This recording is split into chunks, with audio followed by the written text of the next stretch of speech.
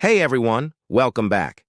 Today, let's talk about two words that are buzzing everywhere: quantum and AI.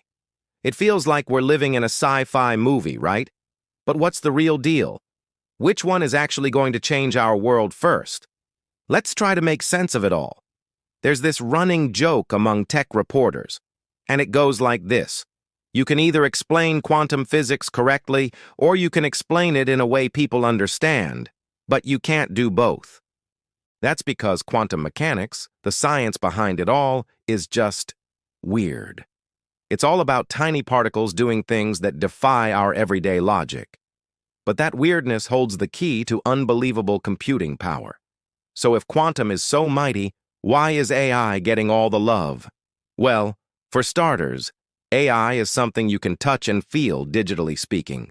It's the chatbot you argue with, the image generator that makes surreal art, the algorithm that knows you want to buy that specific pair of sneakers. It's software.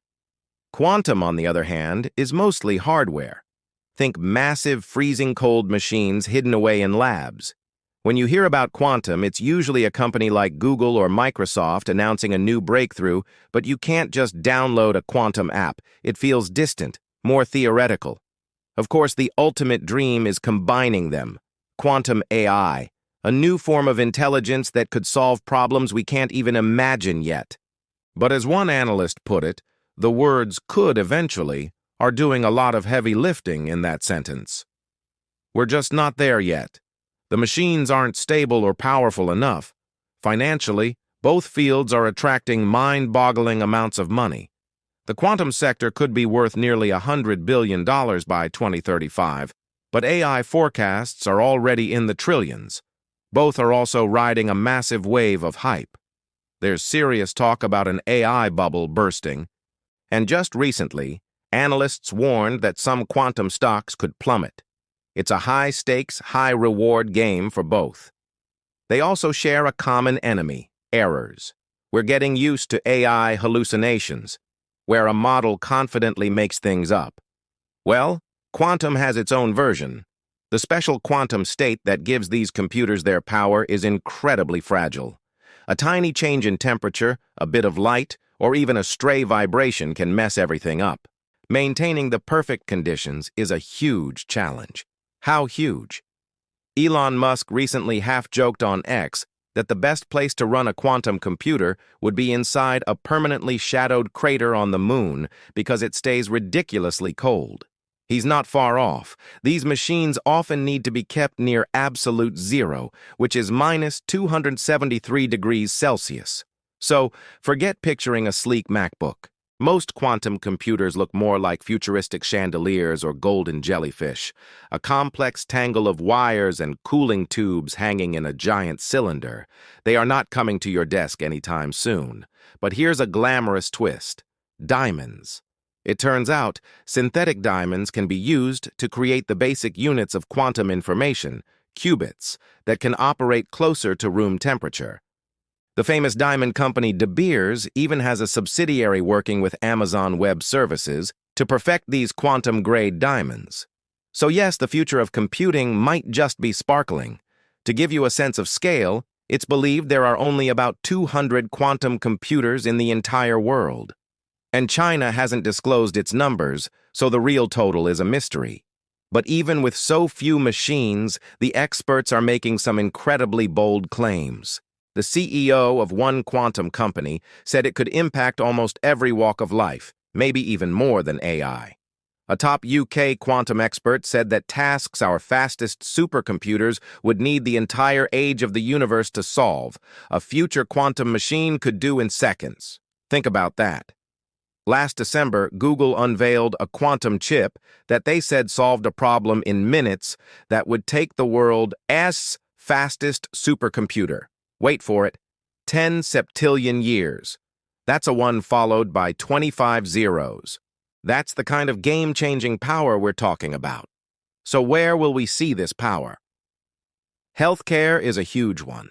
Designing new drugs is a painstaking process of trial and error that takes years. Quantum computers could theoretically simulate molecules and find the right drug combinations in a fraction of the time. We're talking about personalized medicine, where a treatment is created just for your unique biology. The same power could help create better fertilizers, which would be a massive deal for global food security. But quantum isn't just about massive computers.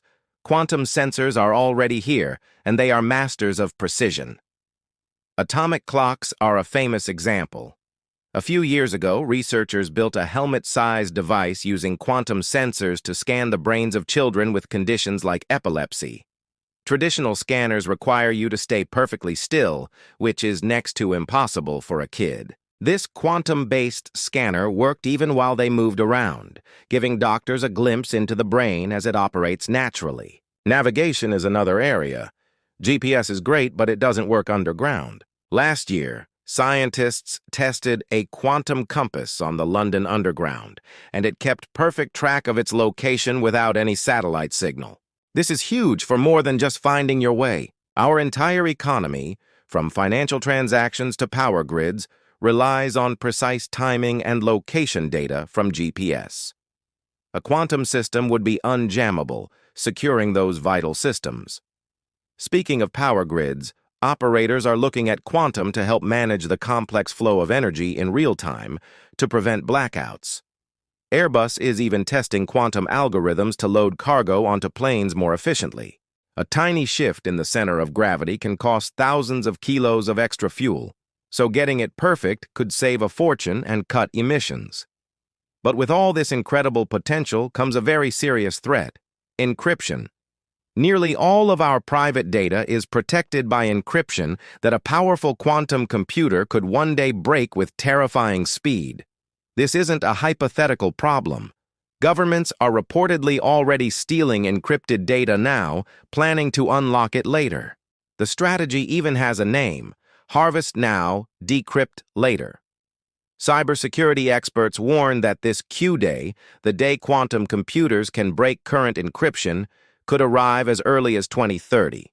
Companies like Apple and Signal are already rolling out new quantum-resistant security. But here's the scary part. You can't go back and re-encrypt data that's already been stolen. One former cryptography chief in the UK warned it's credible that almost every citizen has had personal data compromised in state-backed cyber attacks, just sitting and waiting to be decrypted. So what's the takeaway? Quantum computing is still in its early experimental days. It's complicated, it's intimidating, but its potential is breathtaking.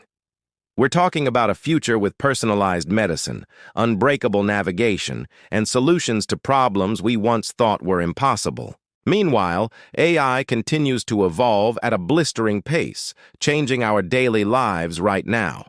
Both technologies are moving fast, and both will undoubtedly reshape our world in ways we're only just beginning to imagine.